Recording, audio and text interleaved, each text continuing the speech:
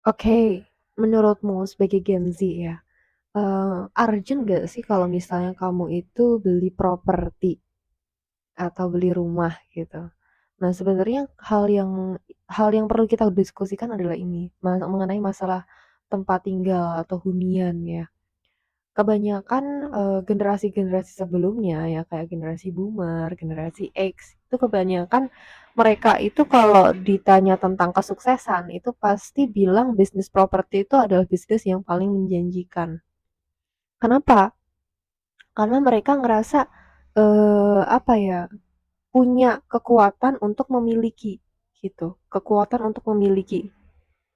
Maksudnya gini, aset yang seseorang bisa dikatakan berhasil pada waktu itu gitu, pada masa generasi boomer dan generasi X ya, masa-masa sebelumnya itu adalah mengenai tentang kepemilikan properti yang banyak. Kepemilikan properti yang banyak kan kayak rumah gitu, kamu punya pasti standarnya ya, kita kita kita lihat gitu kan, kita lihat standar ketika orang itu, ingin berkeluarga.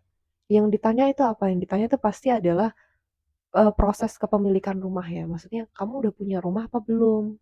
Terus aset yang berbentuk misalnya kayak udah punya mobil, udah punya motor, udah punya apa aja. Nah, yang tampak secara umum gitu kan sih, yang tampak secara fisik gitu, yang bisa dimiliki. Contohnya kayak emas, ya kan. Orang-orang zaman-zaman dulu itu kan memang kebanyakan lebih menyukai investasi dan menyimpan uangnya untuk dibelikan aset-aset ini, kayak tanah ya, kayak harga tanah, memang bener harga tanah itu semakin hari semakin naik gitu, ketika pasar membutuhkan gitu. Tapi perlu digarisbawahi nih, karena produk-produk kayak rumah, terus tanah itu bukan aset yang liquid. Aset yang liquid itu aset apa sih? Aset yang kalau kita cairin kita butuh uang itu bisa cepat kita cairin. Bisa cepat kita jual. Nah, contohnya apa? Contohnya mungkin kayak emas gitu ya. Emas tuh masih liquid karena ada toko emasnya kayak gitu. Ada tempat jual belinya gitu kan, ada tempat jual belinya yang cepat gitu. Sementara kalau misalnya kita itu jualan rumah gitu, itu hal yang paling paling ribet. Dan sekarang ini generasi Gen milenial dan juga Gen Z, ini kan pasti ada dampaknya ya karena apa namanya, kepemilikan tanah, aset kepemilikan rumah itu banyak banget dimiliki oleh gen, apa namanya, gen boomer, gen X ya kan.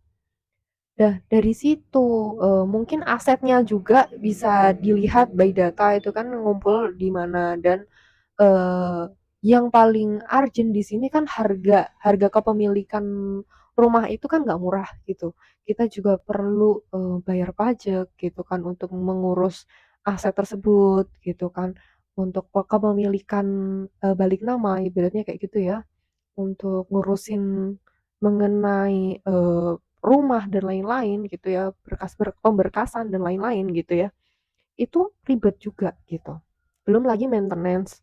Maintenance tuh kayak perawatan, terus, biaya bulanan gitu, untuk menjaga rumah tersebut tetap layak huni, itu kan perlu uang juga untuk keeping, untuk menjaga gitu kan.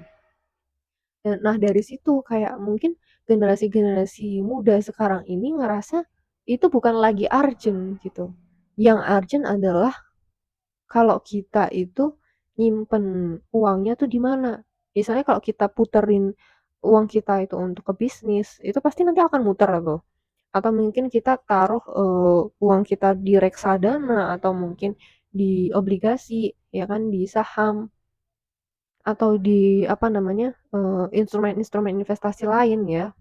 Kayak gitu-gitu tuh cukup cukup masih cukup bagus gitu kalau, pakai apa namanya, kayak kepemilikan rumah dan lain-lain. Kayaknya sekarang ini mulai mundur ya, sekarang ini mulai mundur generasi-generasi milenial dan juga generasi Gen Z itu mulai sadar akan pentingnya dan pentingnya kebutuhan gitu. Bukan tentang suatu keinginan agar diakui bahwa saya adalah kaya gitu, saya adalah orang kaya karena saya mempunyai aset segini. Nah, tapi harus diimbangi lagi nih, pengelolaannya bagaimana, maintenance-nya bagaimana gitu kan. biayanya setiap hari itu bagaimana, menutupi nggak untuk, apa namanya, bisnis itu berjalan lancar gitu. Kalaupun kita lihat bisnis kos-kosan dan lain-lain ya kayak properti itu juga harus kita pikirkan mengenai maintenance tersebut gitu. Dan juga perlu juga adanya sistem juga ya untuk apa namanya, karena kan nggak urgent ya menurut aku, kayak kamu mau tinggal kan bisa sewa, bisa ngekos. Jadi kalau untuk pemilikan rumah secara real kayaknya nggak terlalu, ini pasti akan kegeser nih apa namanya, zaman-zaman era zaman yang sekarang ini kayak anak muda cenderung eh, apa menunda untuk kepemilikan rumah.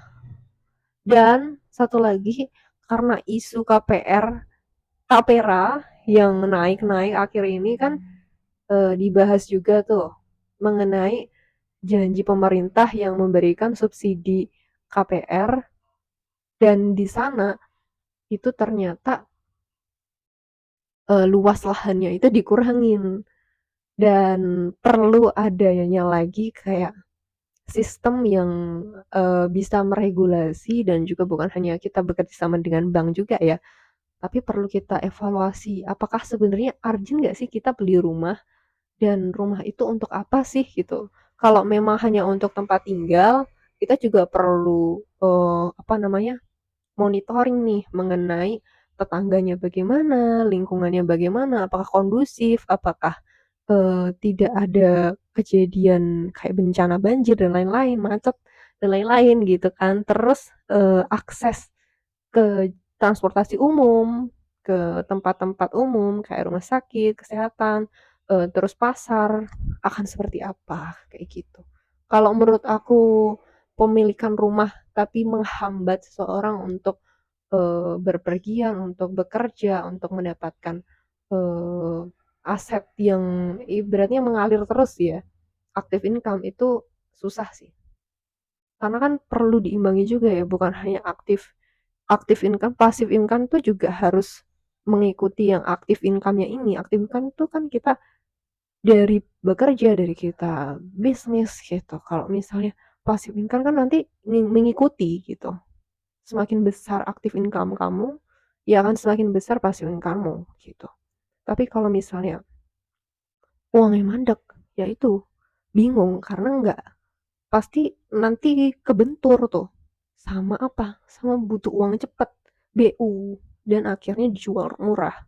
Dan setelah itu rugi.